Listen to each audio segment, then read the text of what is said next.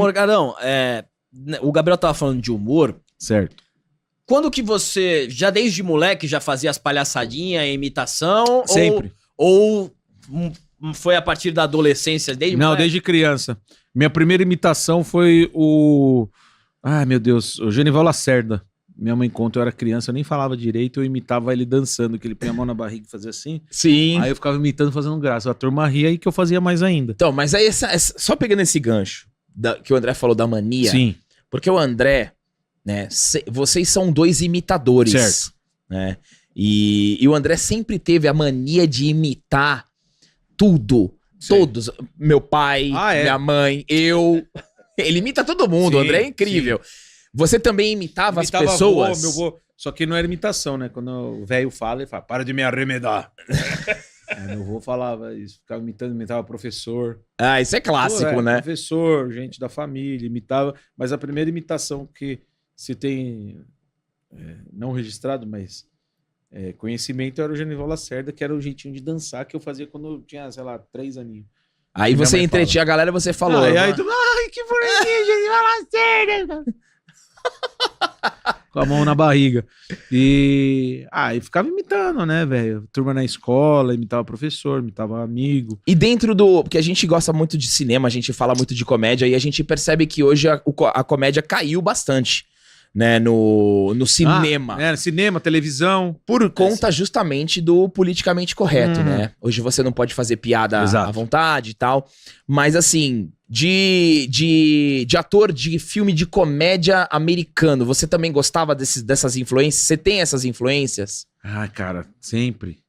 O Dan Aykroyd eu achava sempre... Achei muito Dan Aykroyd legal. Muito legal. Puta, tinha um filme que... Eu nem sei se eu assistir hoje, eu nem sei se eu vou gostar, mas eu lembro que eu ri muito, aquele Cônicos e Cômicos. Pô, é clássico. Lembra? Eu nem sei se é legal hoje em dia ainda. Sim. Mas eu lembro que eu assisti, eu ri muito. Pô, Ghostbusters eu gostava pra caramba. Que mais? Depois de um tempo, assim, já algo mais recente, entre aspas, Adam Sandler eu gosto bastante. E o Jim Carrey? Jim Carrey também eu gosto, mas... Máscara, isso daí. Mas ele não era uma coisa assim que eu achava, puta referência. Porque você olha assim e fala, puta, eu queria muito, sei lá, alguém que você admira, você fala, puta, eu faria muito esse filme, assim. Eu sempre achei o Jim Carrey muito... Micagem. Zé Micagem, né? Puta Zé Micagem. Micagem. Eu gostava mais da dança. Eu sempre gostei mais do negócio de texto, assim, sabe? Tá. Não que eu não gostasse, eu gosto muito do Jim Carrey, mas assim, não era uma influência, assim, sabe?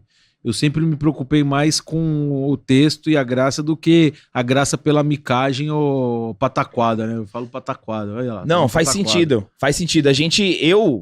Pra mim, o Jim Carrey é o cara que mais me fez rir na história, mas justamente pela comédia micagem. Sim. A comédia micagem pro Jim Carrey, pra mim, era imbatível. Bom pra caramba. Mas aí você tinha uma comédia mais texto, tipo Superbad, né? Superbad. Não assistiu? Superbad é texto. É maravilhoso. As comédias do Adam Sandler são texto. Eu gosto muito do Adam Sandler. Então, assim, tem essa diferença de comédia, né? O cara que é mais micagem. A gente faz aqui umas micagens aqui. Faz. A gente gosta de micagem. Fazia desde moleque, né? Lógico, mas quem não fazia? A micagem é muito boa. Mas, Morgadão, quando foi que você falou é a comédia? Eu quero trabalhar com a comédia. Quando foi? Cara, eu não sei, assim, quando que foi que eu pensei. Eu lembro muito, o Pânico sempre teve muito presente na minha vida, assim, porque eu sempre ouvi Pânico, eu falo isso sempre em todo lugar que eu vou. Eu tive vontade de fazer rádio e TV e trabalhar com rádio por causa da Jovem Pan e do Pânico. Lá em casa, eu tenho recordação de Ano Novo, Réveillon, minha mãe colocar na Jovem Pan 2, né, que era na época Jovem Pan 2, que é aquilo que a gente grava, cara, mó legal. A gente ficava ouvindo a contagem regressiva da Jovem Pan, né, e em casa, nos Réveillons, assim. E então, assim, eu lembro muito bem quando o Pânico foi pra TV, eu não lembro se eu tava na faculdade formando, eu acho, pra formar. E eu falei, puta, cara, eu queria trabalhar, mas eu não pensava na frente da câmera. Falei assim, porra, será que se eu for lá eu consigo ser produtor, alguma coisa? Bom, nada. Só que acontece nada. Não aconteceu nada. E eu também não tinha conhecimento, não conhecia ninguém, não sabia onde chegar, não sabia onde ir. Aí me formei, aí em 2004 eu fiz rádio oficina, que eu falei, vou trabalhar com rádio. Aí fui fazer curso, porque a faculdade foi uma bosta. E em 2005 eu entrei em rádio, entrei na Energia 97. Só que antes disso, quando eu tava na faculdade, eu fiz estágio numa emissora chamada UniTV, que hoje ela chama NGT. E eu fazia estágio, fazia parte técnica e tal. E tinha um cara lá, o Marco Savoy. Ele era tipo uma pegada meio ratinho, sabe? Indignadão, xingava todo mundo, era da hora. E ele tinha um cara que era uma espécie de... Não era igual o Sombra, porque o cara ficava no switcher só, que conversava com ele.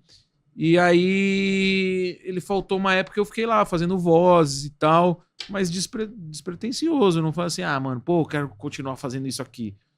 Despretensioso pra caramba. Eu queria ser locutor mesmo, locutor de rádio, tipo Emílio, assim, né? E